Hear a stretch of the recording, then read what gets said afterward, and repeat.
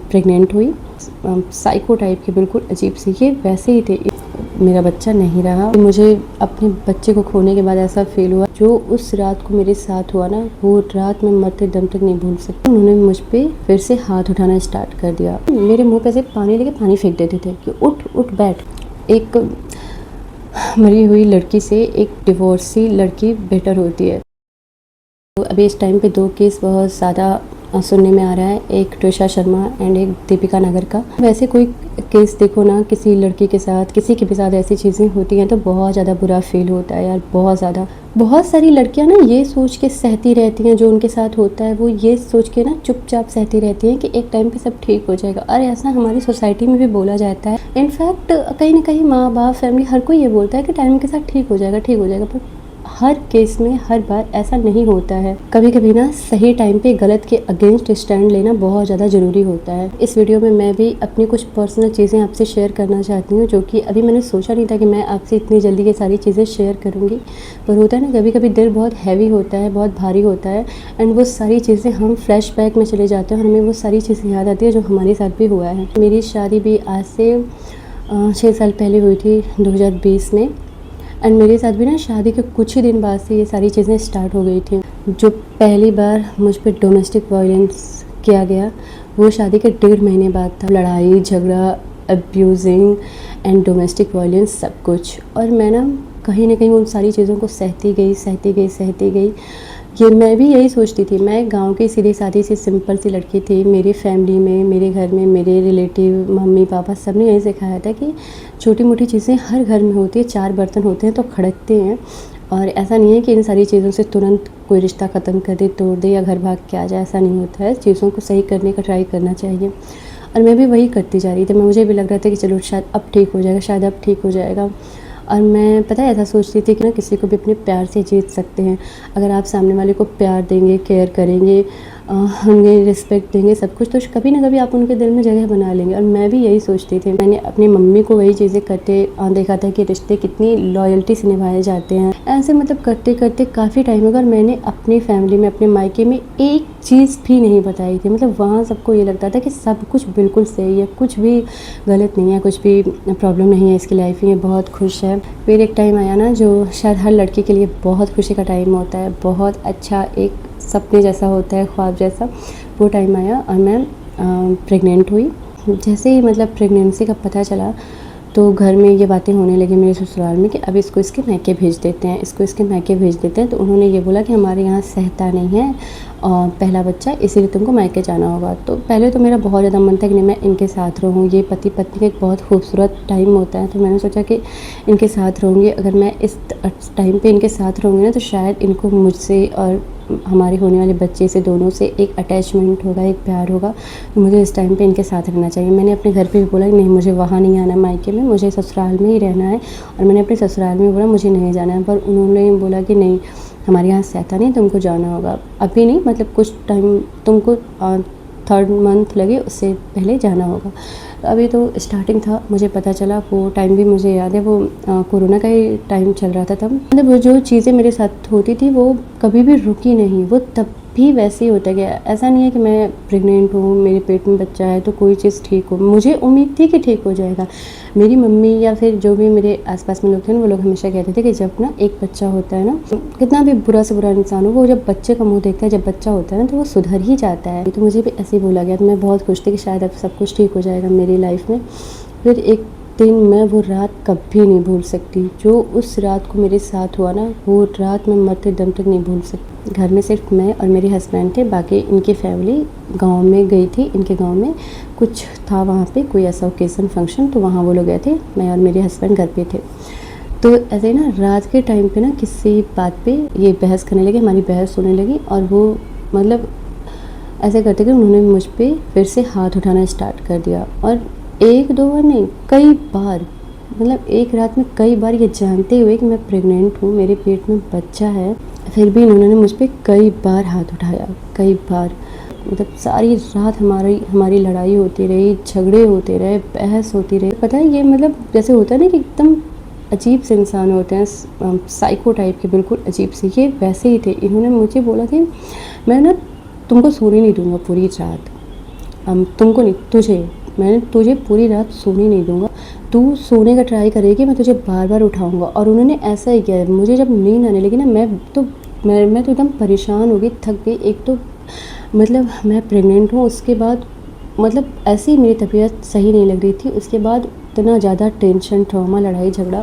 उसके बाद सच में जब मुझे नींद आती थी, मैं ऐसे हल्की सी मुझे झपकी सी आती थी ना नींद, तो ये ना मेरे मुंह पे ऐसे पानी लेके पानी फेंक देते थे कि उठ उठ बैठ, मैं नहीं सोऊंगा और तुझे भी नहीं सोने दूंगा, मैं भी जगा रहूँगा, तू भी सारी रात जगी रहे। ऐसे सच में ना मतलब ये अजीब सी हरकत थी वो।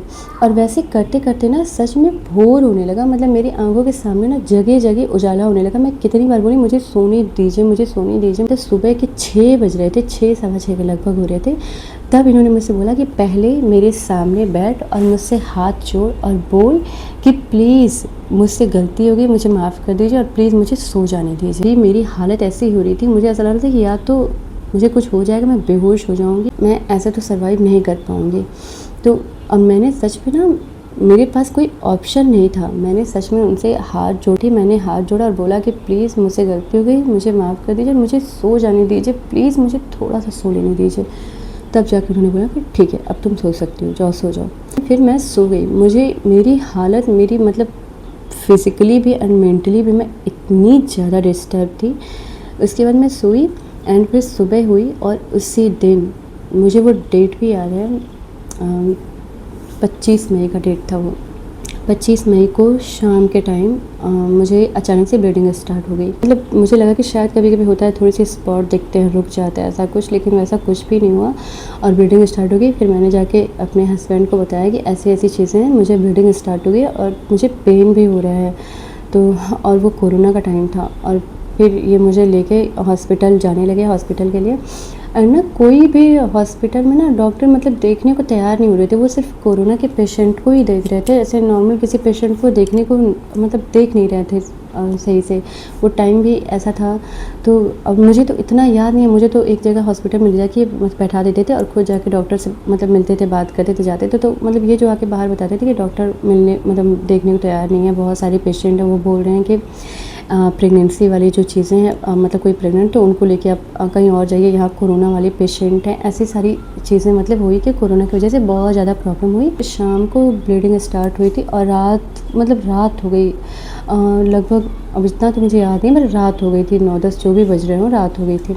तब जाके एक डॉक्टर ने मुझे देखा एंड मुझे ना एक इंजेक्शन दिया। उन्होंने बोला कि ये इंजेक्शन लगने के बाद हो सकता है ऐसा हो कि आपकी ब्लीडिंग रुक जाए, हम ट्राई कर लेते हैं और फिर देखते हैं क्या मतलब रिज़ल्ट रहता है।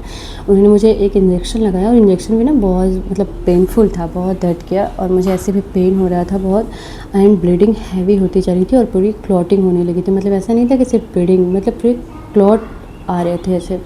फिर डॉक्टर मतलब लेडीज़ डॉक्टर थी, उन्होंने चेक किया कुछ, तो फिर उन्होंने बोला कि ब्लीडिंग बहुत ज़्यादा है, बहुत ज़्यादा क्लॉटिंग हो रही है, तो चांस तो बहुत कम है। वो बुरी रात थी मेरे लिए। मैं बस ये सोच रही भगवान बस एक बार सब कुछ ठीक हो जाए, एक बार ठीक हो जाए, मतलब मेरे बच्चे को कुछ ना हो, मेरे होने वाले मतलब जो बच्चा मेरे पेट में उसको कुछ ना हो। लेकिन होता है कि कभी कभी ऐसी चीज़ें होती है ना कि भगवान को ना कभी कभी भगवान आपकी नहीं सुनते हैं, सिर्फ इसलिए कि वो आपको कुछ सबक देना चाहते हैं, आपको कुछ जताना चाहते हैं, आपको वो कुछ सिखाना चाहते हैं। इसलिए कभी कभी भगवान आपकी कुछ चीज़ों को नहीं सुनते हैं और वो टाइम शायद वही था जब भगवान मुझे जगाना चाहते थे, मुझे कुछ सबक देना चाहते थे। तो रात भर क्लॉटिंग वैसे होती रही इंजेक्शन के बाद और दवा भी कुछ था, उसके बाद भी ब्लीडिंग रुकी नहीं, ऐसे ही क्लॉट मतलब होते रहा। सुबह फिर मैं डॉक्टर के पास गई, उन्होंने अल्ट्रासाउंड किया। अल्ट्रासाउंड उन्होंने बोला कि बच्चा आधा तो निकल चुका है, आधा बच्चा मतलब है, अब तो कोई फ़ायदा तो है नहीं, तो हमको वो मतलब आपको दवा दे के एंड वो भी करना पड़ेगा क्योंकि अब बच्चा नहीं है। तो मैंने वो उस टाइम का मैं बता नहीं सकती कि मेरे पे क्या गुजर रही थी। मैं बहुत रोना स्टार्ट कर रही, बहुत। मैंने बोला कि डॉक्टर कुछ भी ऐसा, कोई दवा, कोई ट्रीटमेंट, कुछ के बच्चा। तो उन्होंने बोला कि मतलब उनकी एग्जैक्ट लाइन मुझे याद है, एग्जैक्ट लाइन कि आधा बच्चा तो निकल चुका है, ऐसा मतलब था। तो वो फिर फिर उन्होंने मुझे एक दवा दी वहीं पे उसी टाइम, और फिर बोला कि ब्लीडिंग हैवी होगा, कोई प्रॉब्लम होगी तो आप आना मेरे पास। और फिर ऐसे करके मतलब मेरा बच्चा नहीं रहा, मिसकैरेज हो गया। और तब वो मोमेंट ऐसा था ना, और वो मोमेंट ऐसा था ना कि जहाँ पे मुझे अपने बच्चे को खोने के बाद ऐसा फ़ील हुआ कि शायद अगर मैंने पहले स्टैंड लिया होता, मैंने पहले बोला होता, तो शायद आज मेरा बच्चा मेरे पास होता, मेरे साथ होता, मेरे सामने होता, बिल्कुल सही सलामत। लेकिन मैंने ऐसा कुछ किया नहीं था। मैं ये सोचती रही कि मतलब एक इंसान को अपने प्यार से बदला जा सकता है, जीता जा सकता है, ऐसी चीज़ें तो होती हैं, हर घर में होती है। 4 बर्तन होते हैं तो खड़कते हैं, वो चीज़ें होती हैं, कोई बात नहीं, टाइम के साथ ठीक हो जाएगा। पर हर चीज़ ना टाइम के साथ ठीक नहीं होती। कभी कभी ना सही टाइम पे आपको गलत के ख़िलाफ़ स्टैंड लेना ही पड़ता है, और लेना भी चाहिए। ये ऐसा नहीं है आप ऐसा करके सेल्फिश हैं, ऐसा कुछ भी नहीं है। ऐसा ना करके ना आप खुद के ख़िलाफ़ अन्याय ज़रूर करेंगे, और एक टाइम पे आपको उसके लिए पछताना पड़ेगा। तो उससे बेटर है कि सही टाइम पे स्टैंड लो, जो भी गलत हो रहा है आपके साथ। हाँ, मैं ये नहीं कहनी कि एकदम से बस छोटी सी चीज़ हुई और आप एकदम ऐसा कि नहीं अब मुझे नहीं रहा, ऐसा कुछ नहीं। लेकिन अगर एक चीज़ पे ना समझ में आ जाता है, मैं तो यही कहूँगी ना बस कि अगर हाथ उठाने वाली बात ही मैं बोलूँ तो जिसने एक बार हाथ उठाया ना वो बार बार हाथ उठाएगा। मोस्टली केसेस में ऐसा होता है कि जिसने एक बार हाथ उठा लिया ना वो हाथ उठाएगा ही उठाएगा। उनको कहीं ना कहीं ऐसा लगने लगा ना मेरे हस्बैंड को कि ये अभी तक चीज़ें किसी को बताती नहीं है, सहती जाती, तो शायद ये आगे भी ऐसे करेगी। और इसके साथ ये सब चीज़ करना बहुत ईजी है, ईज़िली इसके साथ ये सारी चीज़ें की जा सकती हैं, ये कोई स्टैंड नहीं लेगी। और सच में शायद यही वजह था कि उनका हाथ उठाना, उनका लड़ाई झगड़ा सब कुछ और ज़्यादा डे बाई डे बढ़ता ही जा रहा था। और शायद अगर उस रात वो लड़ाई झगड़ा, वो ट्रॉमा, वो मार पीट अगर नहीं होता तो शायद मेरा मिसकैरेज नहीं होता। इसके बाद भी उनके अंदर कोई सुधार नहीं आया, मेरे हस्बैंड के अंदर। उनका डे बाई डे हाथ उठाना, अब्यूजिंग, मार पीट सब कुछ बढ़ता ही गया, कोई चीज़ कम नहीं हुआ। इतनी बड़े एक इंसिडेंट के बाद भी कोई चीज़ कम नहीं हुआ। एंड उनकी फैमिली का भी इसमें पूरा सपोर्ट होता था। उनके माँ बाप, उनके भाई भी उनको इस चीज़ में सपोर्ट करते थे एंड मेरे खिलाफ़ होते थे। मैं बहुत ज़्यादा अकेलापन भी फील करती थी वहाँ पे। वो मोमेंट था जब मुझे लगा कि नहीं, अब बिल्कुल भी नहीं, अब अगर ये मेरे साथ अब से फिर से ये चीज़ें रिपीट हुई तो मैं नहीं सहूँगी।